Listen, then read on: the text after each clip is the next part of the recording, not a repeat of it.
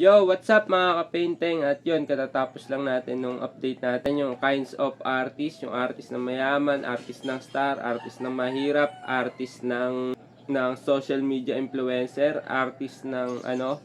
At meron din naman na tinatawag na klase ng artist, siya yung artist na talagang pinupustahan ng marami.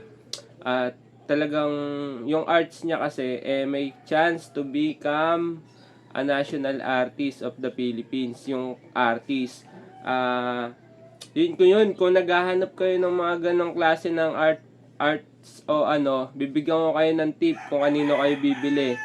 Yung arts po ni Joey De Leon, yung una sa lahat sa criteria, sa judging, si Sir Joey De Leon po ay maganda yung career niya pagdating sa arts, at kung makabili ka ng arts sa kanya at bumakabili ka ngayon ng mga painting niya, ay for sure someday magkakaroon siya ng value increase. At yon, kung naghahanap ka ng matatayaan o mabibiling art piece na talagang alam mo, tip ko lang sa'yo, bilhin mo na yung painting ni Sir Joey De Leon, yung mga painting niya. Alam mo kung bakit?